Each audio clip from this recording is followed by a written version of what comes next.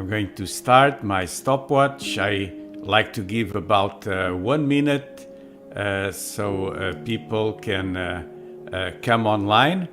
And right after the minute, we're going to get started. A few little things before we start tonight. And I see some of you are arriving on Facebook. Facebook, it's always the first. People first on Facebook, then on YouTube. But you can go to myeveningdevotional.com, and from there are links to get to the YouTube page and to Spotify, iTunes, where you can subscribe to the audio podcast. Also, a little detail.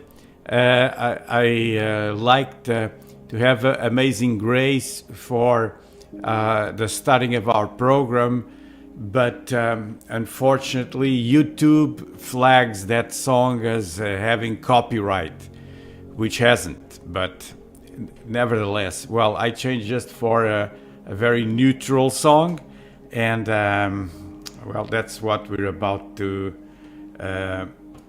hear. Hold on, give me a second, let me stop the music. We're going to start tonight with my evening devotional. 1, 2, 3.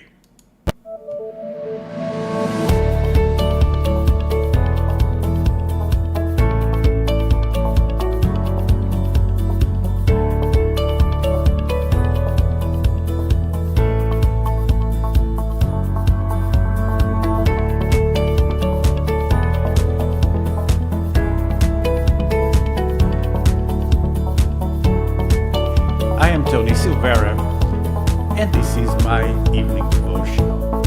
You can find us on Facebook, YouTube, also the website myeveningdevotional.com. If you're watching on YouTube, please subscribe to this video by hitting the red button below. Tonight's episode is about fruit. That's the title for tonight's devotional.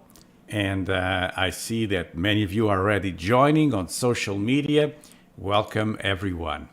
For the past 9 devotionals, we've been talking about the fruit of the Spirit. And today, I would like to conclude this series talking about fruit.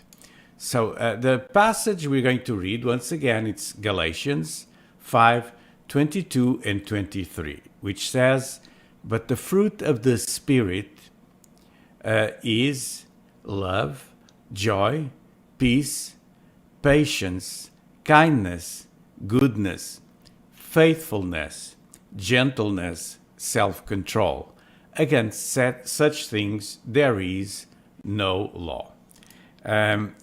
I've talked in detail over each one of these 9 segments or components of the fruit of the Spirit. Some people refer this passage as fruits, plural, but in fact it's one fruit singular, because all of these things should be manifested in our life. When you have a fruit and the fruit has flavor, and you check if you like that flavor, there's no fruits alike. Even if you buy oranges, let's say, and you have 10 oranges, they don't taste exactly the same. Now, this aspect of fruit is an illustration given by the Word of God, by the Bible, by Jesus, and the illustration is that our life should produce certain characteristics. And so bearing fruit is an outward evidence of an inward reality. So fruit is something visible. When you have a tree and that tree bears fruit, you have fruits on the tree. Some have more fruit than other. You look at different trees, you can come up with a conclusion about the fruitfulness of that tree. So This is what I would like to start with. And as I told you, Jesus used the analogy of the fruit. Let's read it in Matthew chapter 7 and verses 15 to 17, then 19:21. It says, "Beware of false prophets who come to you in sheep's clothing, but inwardly they are ravenous wolves. You will know them by their fruits. Do men gather grapes from thorn bushes or figs from thistles? Even so, every good tree bears good fruit, but a bad tree bears bad fruit.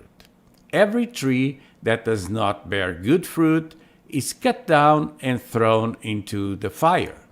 Therefore, by their fruits you will know them. Not everyone who says to me, 'Lord, Lord,' shall enter the kingdom of heaven, but he who does the will of my Father in heaven." Well, this is a very, let's say, complete passage, full of meaning. It addresses different things. But I want to bring you the main idea. So the main idea that Jesus is teaching here is about people that have false teachings, the false prophets that appear to be real, but inside they're not. So how do we identify them? So that's where Jesus talks about fruit. And he says, you will know them by their fruit, their fruits. And so the fruits of the Spirit that we've been talking about and that we've read about are these 9 different components. And so Jesus also in this analogy, he says that there's good trees and bad trees. And so how do you identify a good or a bad tree? It's not by the leaves, it's not by the grandeur, not by the size, but he says a good tree bears good fruit and a bad tree bears bad fruit. And he concludes by saying, therefore, by their fruits you will know them. It's not by what people say, but rather it's more what people do. That's the aspect of the fruit. So a good tree bears good fruit.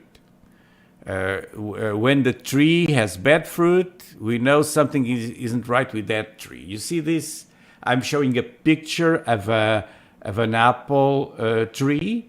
It's loaded with apples, but in fact, those apples are very sour. They're not that great.